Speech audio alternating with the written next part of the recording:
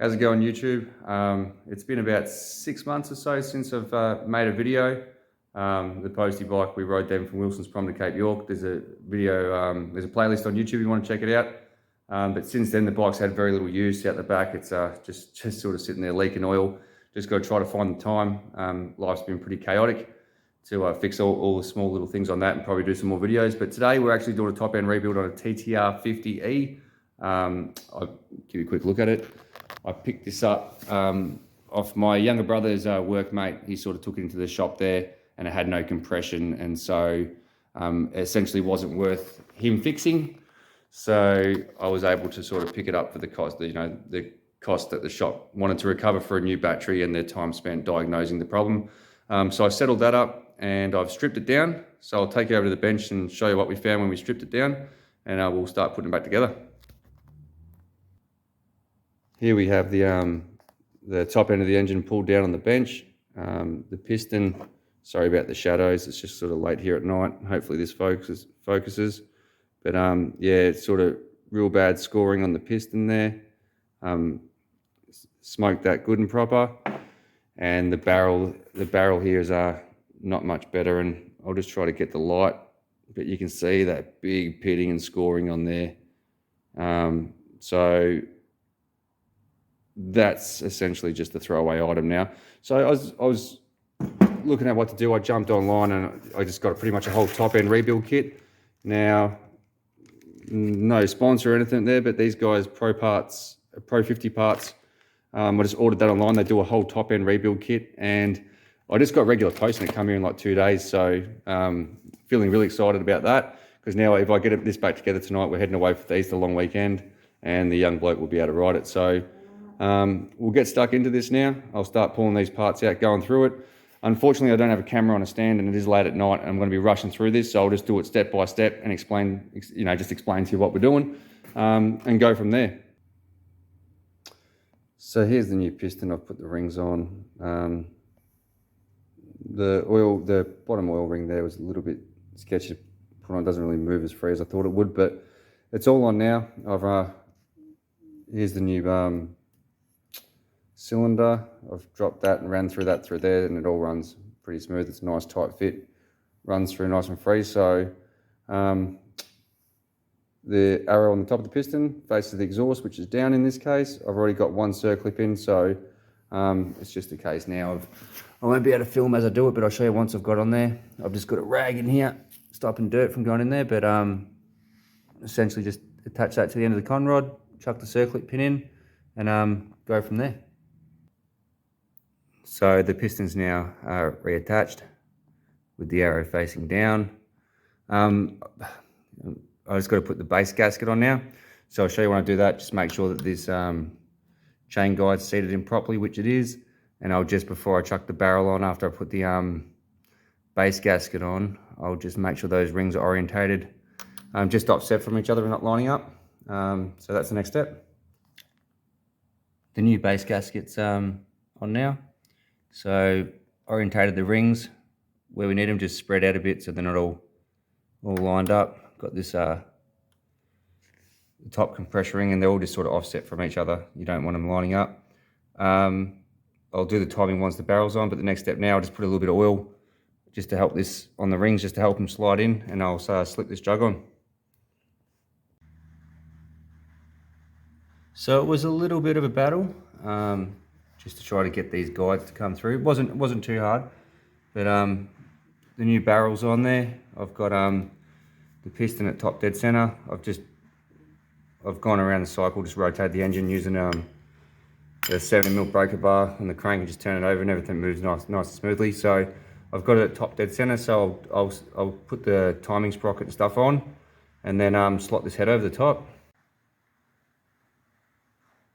Here we have the cylinder head. I've just taken off the gasket and popped off relatively easy. Got the new one here to put on, but I've just used some brake cleaner here. I've got the new gasket, which is a genuine head gasket. So this is all cleaned up, so I'll take it out of the packet. Sorry I don't have a bipod or anything to set the camera up in to watch me do it, but essentially I'm just going to throw the gasket on here, and then we'll chuck it on the on the bike, line up the timing and get it all bolted down.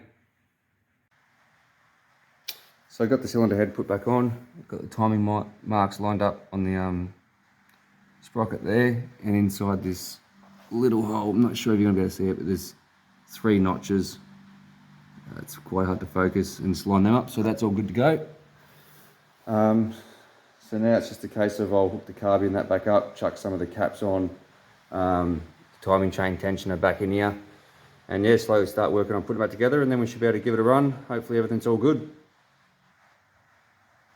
So I've got the carby bolted back up onto there, just those couple of Allen keys, and also these 2 8mm head bolts there and here. All these other ones are all torqued up, ready to go. So just a case now of putting these covers on, putting back the cam chain tensioner, and then we're pretty much good to probably fire it up, just after I obviously chuck some oil in it. So I'll cap all this up. I'll leave the front wheel off for now. I'll probably just hear it run before I go putting the whole bike back together. But yeah, we'll just chuck those few last little caps on and that tensioner and see how we go. So I've got the chain tension assembly in there. Just a note, you got to remove this spring here to reinstall it. So now just install that cap back on, just a 10mm.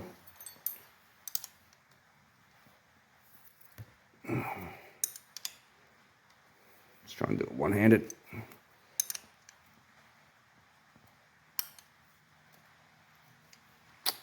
All right, that's all done. So all the caps are back on. I'll chuck some oil in it quickly, and then we'll give it a quick fire up. So I've chucked some oil in it. It's not really the oil you'd want to use, but I'm going to be draining it anyway, just to make sure any fine stuff after rebuilds that may have fallen into the bottom just hopefully comes out that first drain. So it's just essentially to run it, see how it's going. There's no exhaust or anything on it. I don't know how much battery is going to be left in this, because my young bloke sits on it and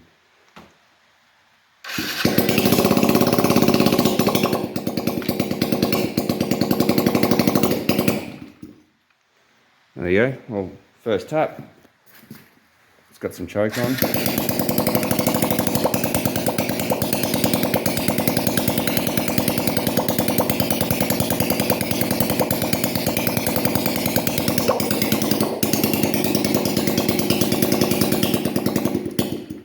Let's turn it off. It's just getting a bit smoky in the shed.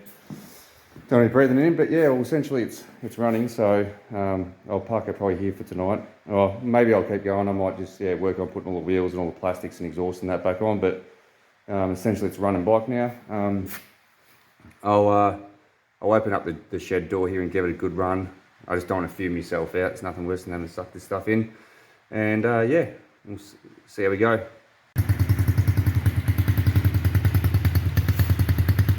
So here it is running. Yeah, job's done. It's all back together. Just got the door open just for the exhaust fumes, but yeah, it's yeah, job done. It's running nicely. It's idling good. There's a little bit of smoke out of the exhaust, but that's probably just the oil that's burning off. When I pulled it apart, there was a lot of oil in the exhaust, so that would probably just be burning off. But yeah, no, it runs good. No noises. So happy days.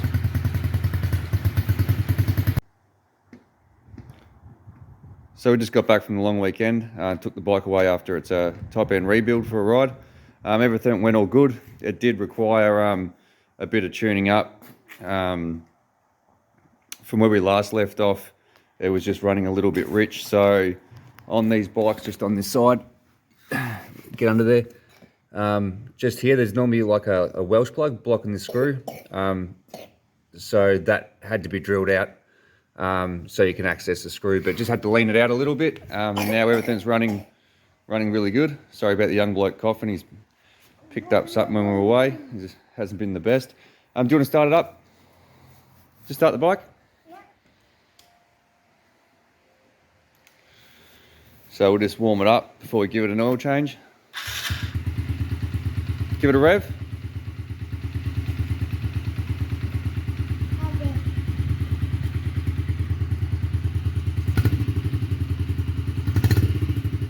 Rev a bit more.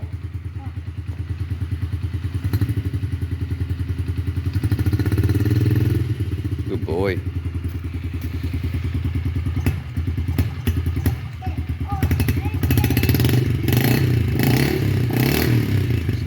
up a bit. Still a little bit cold, but yeah, once it's warmed up, the throttle's quite responsive. Everything was quite good since I tuned it up. But we'll let this get up to temperature, change the oil, and go from there. Bike's been idling for a few minutes now, so you'll see it revs up a lot better. It's a lot more responsive now. There's now it's warming up a bit, so we'll wheel it in, we'll drop the oil, and yeah, see how it looks. The oil's just draining out of this now.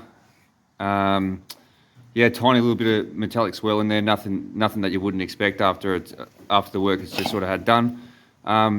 We'll let this finish draining out, and then we'll top it up with some clean stuff, and we'll call that job done. Next step, to chuck 800 mils of engine oil into the bike. We have 10W40. That's what's recommended. So we'll throw that in and give the bike a start up. So the oil's all topped up now, just double check that. We'll give it a start up.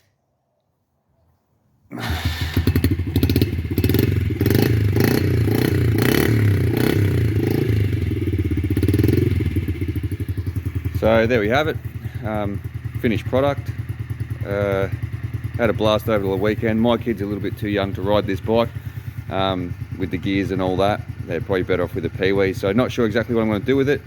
Probably a fair time I'd have to hang on to it before they'd be able to use it, so it might be better off just maybe moving it on. Yeah, I have to wait and see. For those that are wondering, for the cost, the rebuild kit, this is Australian dollars, was on sale for $329, and I picked up the bike for $211, I believe it was, so around $550 in total. So yeah, it worked out to be a pretty good deal. If you like the video, please give it a thumbs up, but we'll call it the end here, and thanks for joining me. Bye.